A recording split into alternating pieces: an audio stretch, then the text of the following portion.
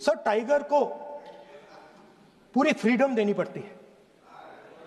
Tiger को आप बांध नहीं सकते हो। अगर आपने टाइगर से सच्चा काम लेना है, पूरा काम लेना है, तो आपको टाइगर को पूरी छूट देनी पड़ेगी। सर, दो शब्द हैं, एक पॉलिटिकल विल और दूसरा फ्रीडम ऑफ ऑपरेशन।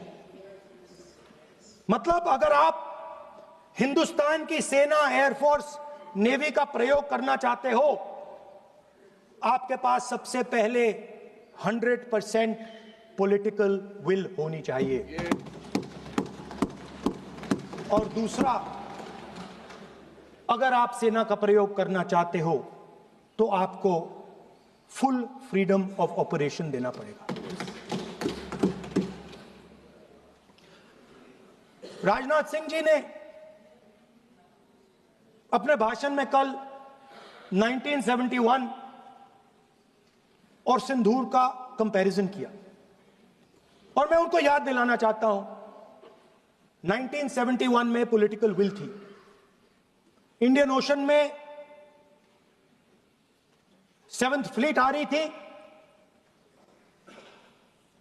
हिंदुस्तान की ओर आ रही थी, और उस समय के प्रधानमंत्री ने कहा, हमें जो बांग्लादेश में करना है हम करेंगे, आप आ जाओ, जितना आना है आ जाओ, हम करेंगे।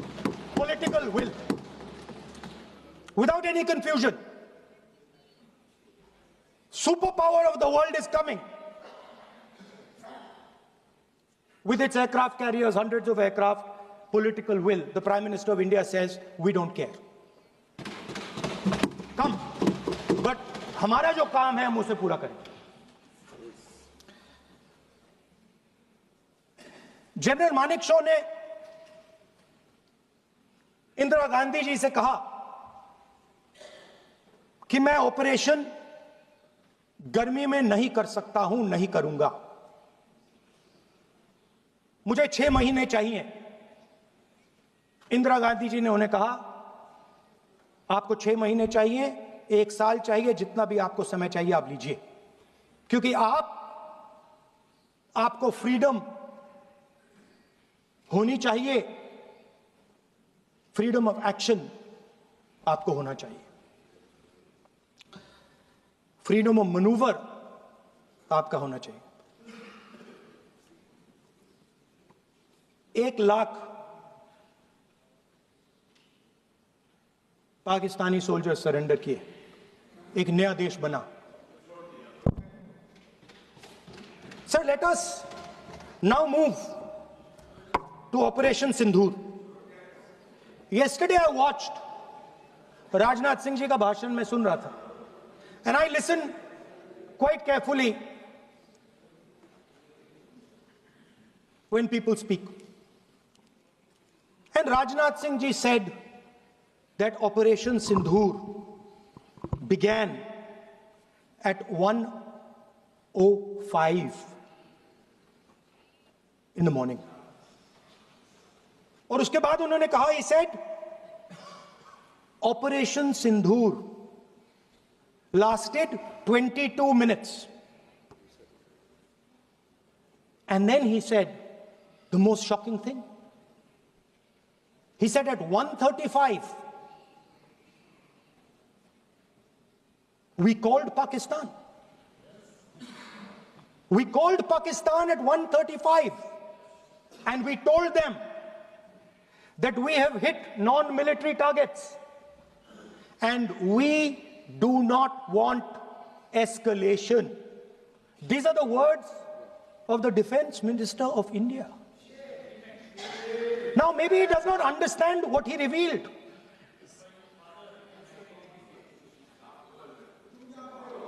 The DGMO of India was told by the government of India to ask for a ceasefire at 1:35 at night itself, on the night of Operation Sindoor. You told the Pakistanis exactly what you would do. You told them that we will not hit military targets. You told them we do not want escalation. Speaker sir, you imagine, दो लोगों के बीच में लड़ाई हो रही है, दो लोगों के बीच में लड़ाई हो रही है, एक आदमी जाके दूसरे को घूंसा मारता है और फिर कहता है देखिए मैंने घूंसा मार दिया, अब एस्केलेशन नहीं कीजिए। मतलब आपने पाकिस्तान को डायरेक्टली अपनी पॉलिटिकल विल बता दी कि आपके पास लड़ने की पॉलिटिकल विल है ही नहीं, कि आप लड़ना ही नहीं चाहते हो। और ये डिफेंस मिनिस्टर ने कहा है कि हमने, डिफेंस मिनिस्टर यहां हाउस में कह रहे कि हमने पाकिस्तान से जाके कहा कि हमने आपको एक झापड़ मारा है, मगर हम आपको और झापड़ नहीं मारेंगे। हम एस्केलेशन नहीं चाहते हैं, आप रिस्पॉन्ड नहीं कीजिए और हम मिलिट्री टारगेट नहीं मारेंगे। Meaning the government of India informed the government of Pakistan that we have no political will, we don't want to fight, we have done this, we have just done this action. Surrender, immediate surrender in 30 minutes. Now security क्यों नहीं थी वहां पे एक सैनिक क्यों नहीं दिखा? क्या सरकार को मालूम नहीं था कि यहां रोज 1000 से 1500 पर्यटक जाते हैं? क्या सरकार को मालूम नहीं था कि यहां के पहुंचने के लिए जंगल के रास्ते से जाना पड़ता है? अगर कुछ हो जाएगा तो लोग वहां से निकल नहीं पाएंगे। एक चिकित्सा का इंतजाम नहीं था, फर्स्ट एड का इंतजाम नहीं था, कोई इंतजाम नहीं था, ना सुरक्षा का ना फर्स्ट एड का। इन लोगों को भगवान भरोसे छोड़ दिया गया। ये लोग वहां पे इस सरकार के भरोसे गए और इस सरकार ने उन्हें भगवान भरोसे छोड़ दिया।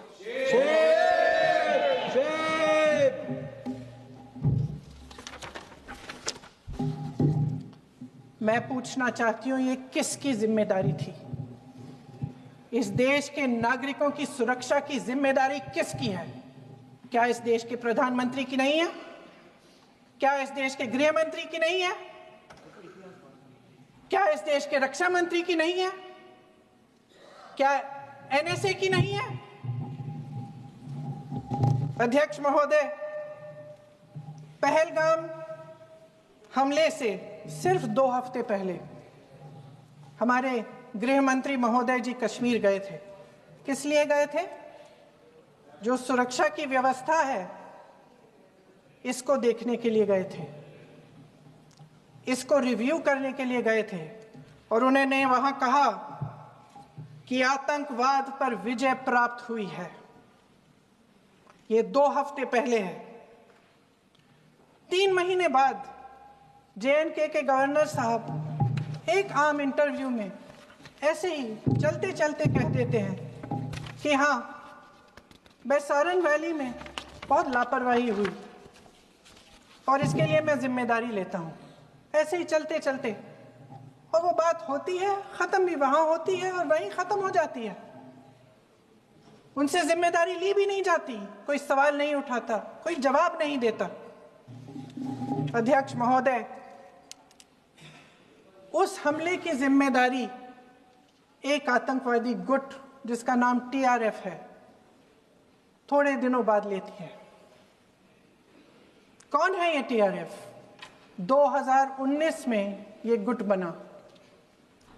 2020 में इसने कश्मीर में आतंकवाद का काम शुरू कर दिया और 2020 अप्रैल 2020 से लेकर 22 अप्रैल 2025 तक इन्होंने 25 आतंकवादी हमले किए।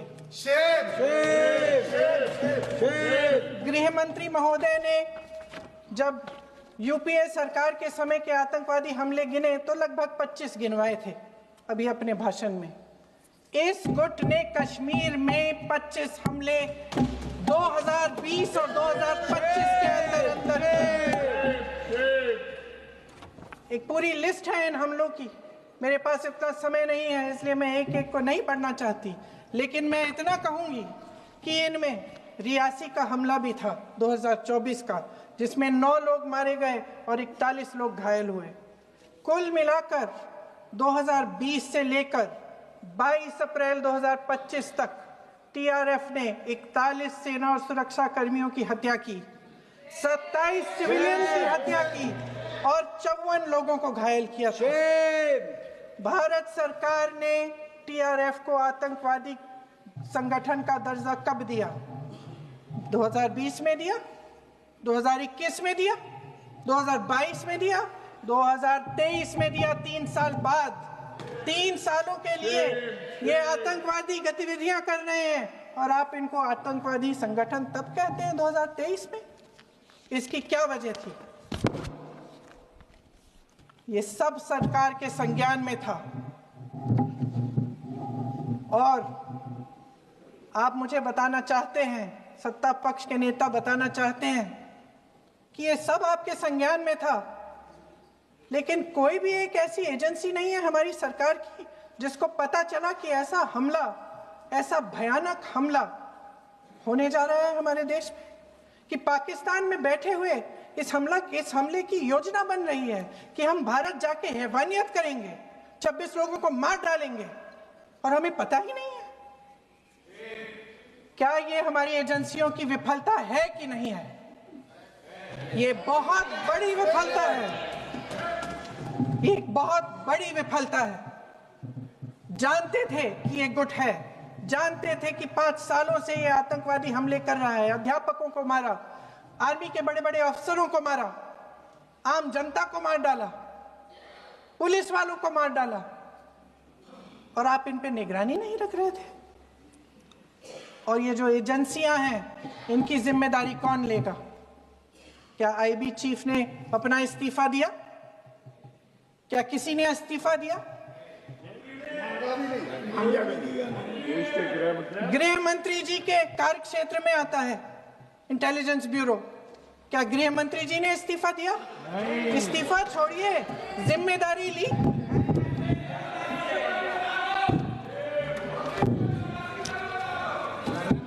साहब देखिए, इतिहास की बात आप करिए, मैं वर्तमान की बात करना चाहती हूँ। आपको तो एक बहाना चाहिए, आपको तो एक बहाना चाहिए। पूरे परिवार का नाम गिनवा देते हैं। अरे अपनी जिम्मेदारी खुद लीजिए। 11 सालों के लिए तो सत्ता में आप हैं। अभी नेहरू को छोड़ नहीं रहा।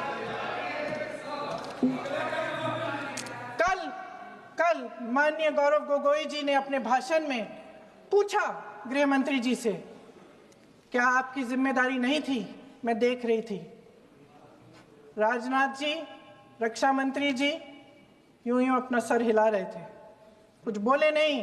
अंदर से महसूस हुआ होगा कि यहाँ कुछ जिम्मेदारी थी, लेकिन माननीय गृह मंत्री महोदय जी हंस रहे थे, वे हंस रहे थे।